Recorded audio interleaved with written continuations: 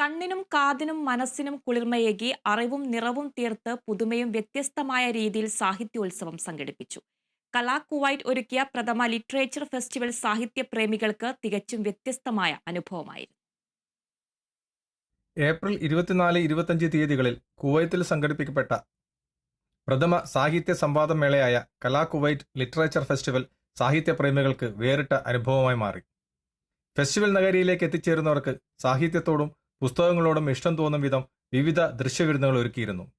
എഴുത്താണിയുടെയും പുസ്തകങ്ങളുടെയും കൂറ്റൻ ദൃശ്യാവിഷ്കാരങ്ങൾ, ഗൃഹാതുരത്വമുണർത്തുന്ന മിഠായി സ്റ്റാളുകൾ, ഉത്സവ കാഴ്ചയൊരുക്കുന്ന വർണ്ണ കൂടാരങ്ങൾ എന്നിവ ഒരുക്കിയിരുന്നു.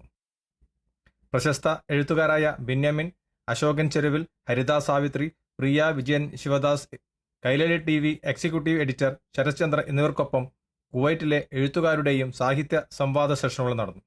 ലിറ്ററേച്ചർ ഫെസ്റ്റിവലിന്റെ ഭാഗമായി GCCയിലെ എഴുത്തുകാർക്ക് ഏർപ്പെടുത്തിയ പ്രഥമ MT സാഹിത്യ പുരസ്കാരം സൗദിയിൽ നിന്നുള്ള എഴുത്തുകാരൻ ജോസഫ് അതുരുങ്കലിന് സമ്മാനിച്ചു.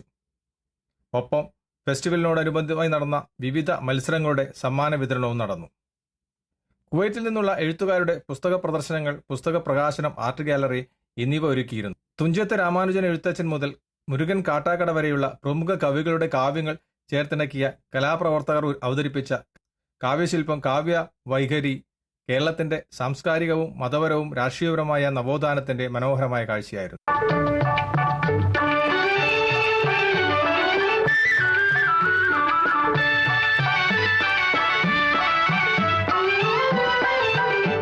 സാഹിത്യപ്രേമികൾക്ക് എഴുത്തിനും വായനയ്ക്കുമുള്ള വലിയ ആവേശം പകർന്നു നൽകിയാണ് വലിയ ഒരുക്കങ്ങളോടെ നടന്ന കലാകുവൈറ്റ് ലിറ്ററേച്ചർ ഫെസ്റ്റിവലിന് അബ്ബാസിയ ആസ്പയർ സ്കൂളിൽ തിരശ്ശീല വീണത്.